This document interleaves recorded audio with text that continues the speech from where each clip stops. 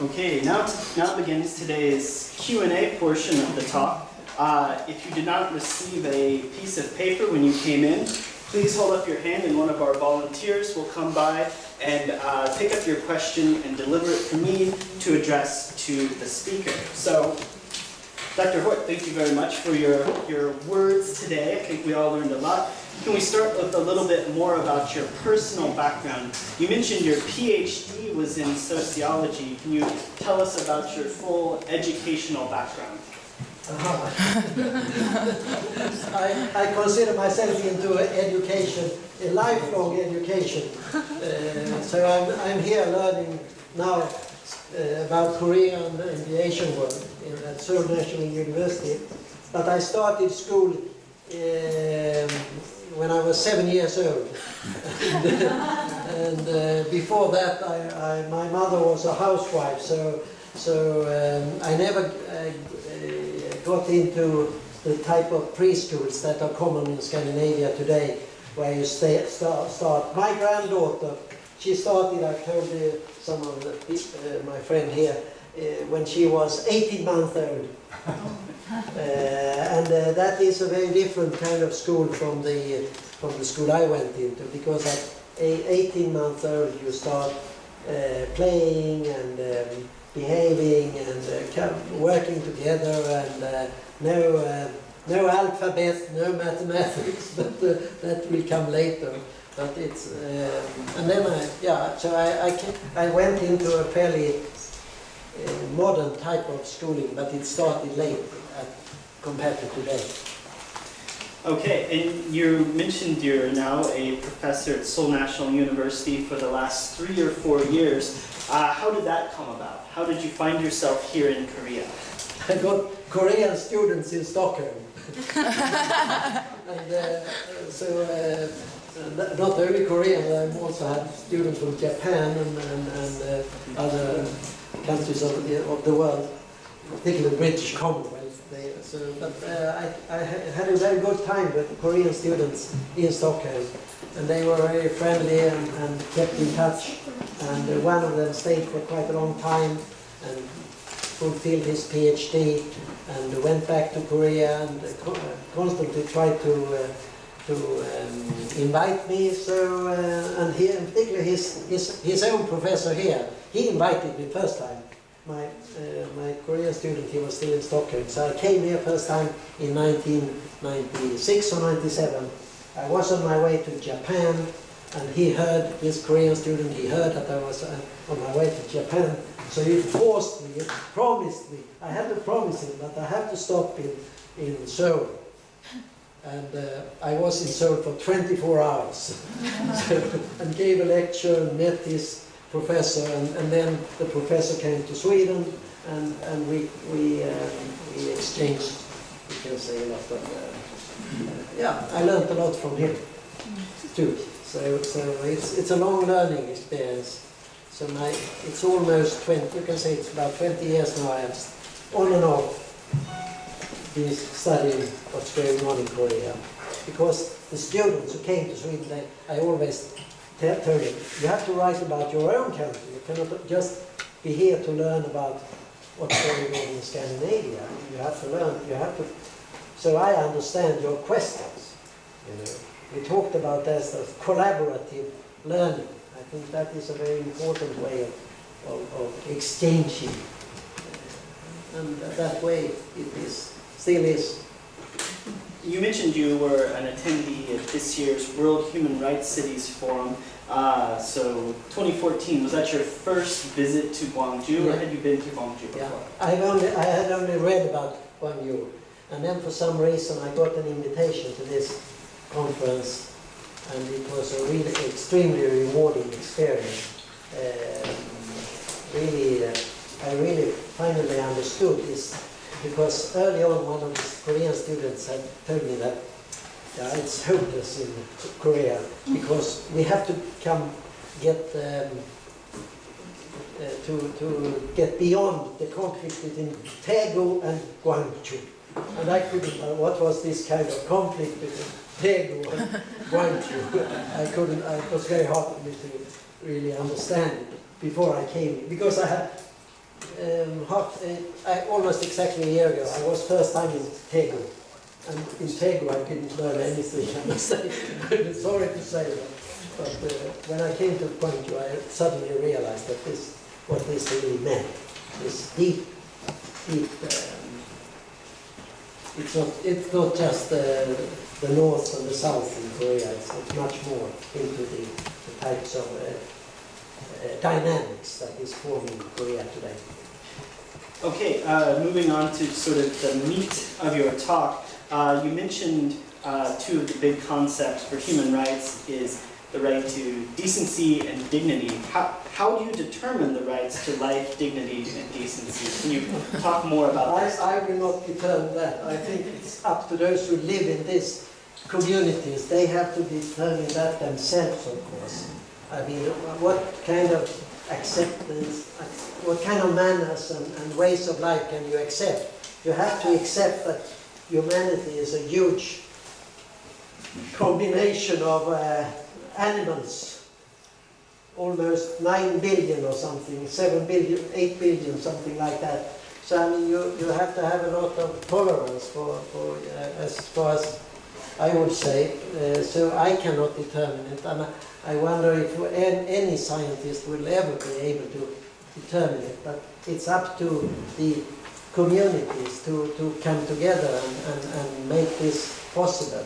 But I think the more people are exposed to how people live all around the world, the more we influence each other. I mean, the fact that everybody today knows about social standards around the world, or not everybody, but many students in particular, they can read them and take this into their mind, and also create aspirations and expectations for the future. So you don't accept to live in miserable conditions. And that is the way I think this will come out of joint discussions and considerations between people. But it will necessitate, we can say, institutions and constitutions that is acceptable to most people. Okay, so one of the big points you mentioned was the 1913 Swedish pension law. Can you tell us what has changed with the current system from that first pension law in Sweden, and what were the circumstances like in Sweden when that law came into effect right on the precipice of the First World War? Well, this would require another long... But you can say it was a rather miserable condition for most people. Sweden had just entered, you can say, the industrial era. The companies were quite not really developed at the time. There were a lot of things. It was probably like Korea in the 1970s or after the military economic revolution. That's why I call it the 5 revolutions. But there was another component to it, and that was the existence of strong popular social movements, in particular fighting the drinking behaviors, that people are drinking too much. Sweden was a country where people had too much alcohol, and this movement managed to create an enormous pressure. So if you go to Sweden today, there is still a company, only one company that sells liquor. Nokia. Huh? Nokia? Nokia? In Finland it's called alcohol. They are selling liquor. And this company, it's called the System. This company has a monopoly.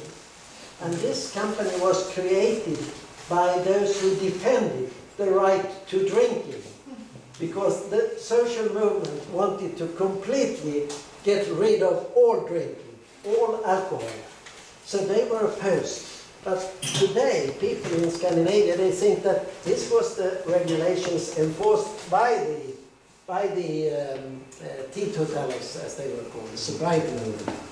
but it created a kind of floor, I would say, what was acceptable social norms and conditions, that people shouldn't live in these miserable conditions where the bottom, so to say, was the solution to their life puzzle. As you might imagine, in Gwangju, a city that's largely concerned with human rights, your talk has generated a lot of questions. So I'm going to try to find where several questions intersect and ask you multiple questions at once. So we have several people who seem to be interested in the intersection of the democratic political system and the implementation of human rights. So can you comment on where those two things intersect compared with your own native country of Sweden, the US, and Korea? How does the democratic process and the electoral process intersect with human rights, if possible?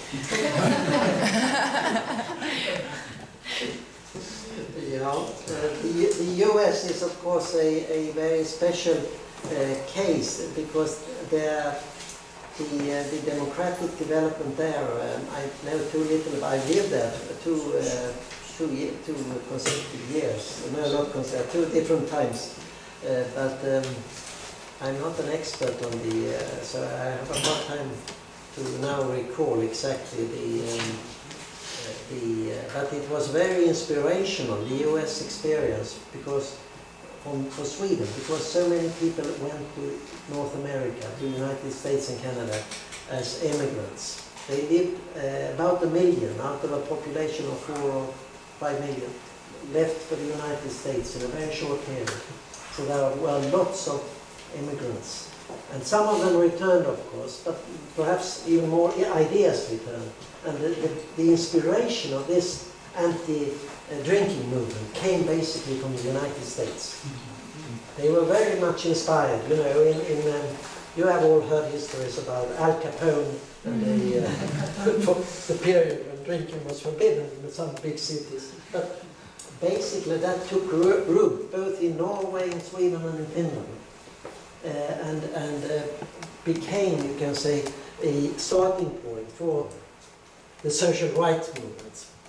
And they were, in a way, ahead of the political, only slightly, because they also fostered the development of other, in particular, the labor movement, but also the farmers movement. The farmers got together and managed to, so to say, control their means of livelihood, so they were not outcompeted by the world market.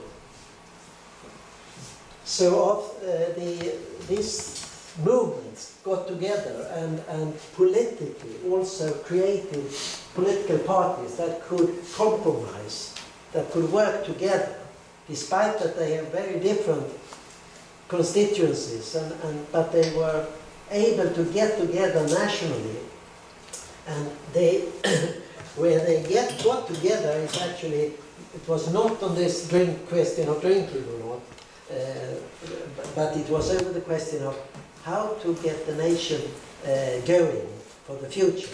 Because in Sweden too, there was, in Scandinavia overall, there was what was called a crisis in the population question. There was so low fertility in the early 1930s that it was easy to make this the national project, to create good and safe health for pregnant women, for, so to say, the future of families, to create good schools, and also at the end of the day to create reasonable services for the elderly. And that way you can say the movements and the political parties intersected and came together and for a very long time formed the political developments. So there were a very strong coming together between most of the they could cooperate, even if they competed in elections. So we used to say that in Scandinavia we had a 5-party system before the end to the Soviet Union, very basically, because we also had a communist party that was allowed, throughout the period. Very small one, except in Finland. There was the big Social Democratic Party, which was the Labour Party, and then there was the Farmers' Party, and the Liberal Party of school teachers and the middle class, and the Conservative Party of particularly the big landowners and the industrialists and so on and so forth. But there was also compromises and people coming together. So and they also, I think, it's important to say, before the Second World War, they managed to get together and approach the threat of racial divisions along German lines, because that was you can say, the final solution to the Jewish population in Europe, in Germany.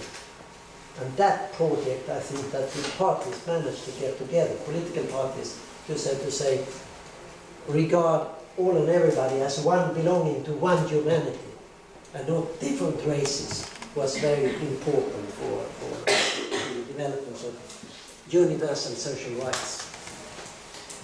Okay, we're going to try to squeeze in 2 more questions here. We brought you all the way from Seoul, so let's get the most we can. First of all, can you talk briefly about the role of globalization in spreading human rights and how human rights are used to justify international intervention? And 3-part question, finally, is the Scandinavian welfare model sustainable in a globalized economy? The last question, I always say yes, it's sustainable, because it's very and here I refer to my neighboring country of Norway, where I worked for 3 years, and they often had the university had visitors from other countries asking this question, and they knew that Norway had lots of oil, so it was a rich country and becoming richer by the day. But of course they got the question, what will happen when oil disappears? There is always this perception that the oil, there is an end to the oil. So then the Norwegians just looked at this international visitor, and they had always the same answer. They laughed at him and said, well, if it disappears, then we have clean water. And clean water is a kind of resource that is even more scarce than, I think, oil.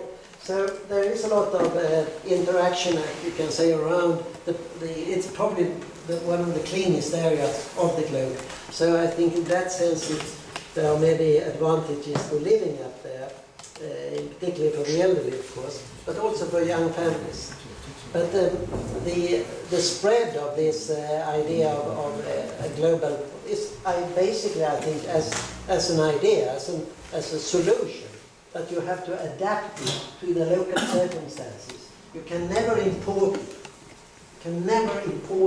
the kind of institutions, because you're always stuck in your own old institutions, and you have to start with them, to renew them and develop them and create reasonable possibilities. Because the difference between Scandinavia and the most perhaps well-known example of these institutions in Europe is the British and the German.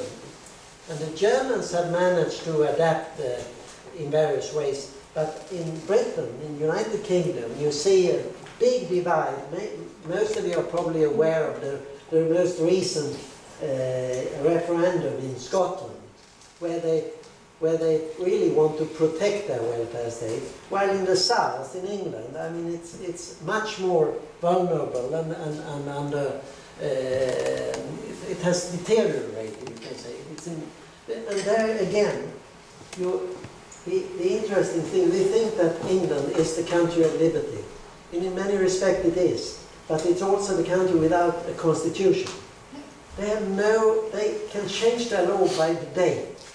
I mean, if they remember that last week or 2 weeks ago, they went to Scotland from London and saying, you will give you everything you want. And then after the referendum, they had to start writing these laws in London. And so they can change it, but there is no stability in these changes. So I think that the type of constitutions that there is a need for some kind of stability also to develop institutions over the long run.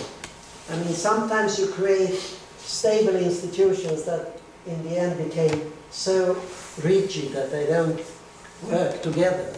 I think that's a problem they have in the United States today with the various types of institutions. They come into kind of gridlock. But there is nevertheless, I think, also people need stability for the uncertainties of the future. And particularly if you look at old age pension laws. I mean, there people are looking for stability. Perhaps not when they are 20, but the closer they come to the day of retirement, the more stability they want to look ahead of the future. But they are also creating, I think, people are constantly creative, also during the old age, so we shouldn't overemphasize, but there is a need for a balance between stability and these constant changes and uncertainties that we live on. That actually will lead nicely into the last question for today. There were many great questions generated, but we've just run out of time. So if your question wasn't able to be asked to today's speaker, please feel free to approach him and ask your question directly. The last question, you just mentioned the situation with the elderly, and several people actually in the audience asked questions relating to what needs to be done, what system is best to deal with the aging population and to help maintain their human rights here in Korea with an aging population and all over the world. Yeah, all over the world, I don't know. But I think there is, of course, an urgent need to tackle this idea that this situation in Korea of the tremendous poverty among the elderly. That must be, I don't know exactly how it works. I haven't really, I must say, been here for such a short time to really fully understand the problem. But I think more generally, I think there is also a need of thinking in terms of lifelong education. I think that in a way I represent this kind of given self-interest coming from the university and the school system, but I think people can constantly learn. I mean, there are and things are rapidly changing. I mean, to get people together and create institutions where you can, so to say, adapt to the new livelihood, to new circumstances, I think is one of the most biggest challenges for the future. Apart from, so to say, having the meals on the table each day, I think it's more the capacity to realize that I can master my own future into the end of the day. And I say this from an experience with parents who passed away at the age of 90 and 93. So I used to say, my father, he passed away at the age of 93, and he was active almost 2 weeks before he passed away. He decided that now it's time to go. And I mean, he accepted that they put him in a bed and gradually disappeared. But it was a very, very short period, and he was always active, reading his newspapers, and although my mother, who was a bit younger, she always complained that he slept before the television set. But he was always looking at the news, and he tried to do he was a carpenter, so he used to have his hammer and do the jobs in the apartment and so on. Of course, he getting a little less by the day, but I mean he was constantly active, and I think having people active, being into a group of other people, is very important. And I think there is a challenge for the future for all societies to keep people going together. And there we today have a tendency to split too much apart here, I think, the way we organize our lives. And yeah. So now you have sorry. No, Thank you very much for Yeah, listening. yeah, one more round of applause for answering.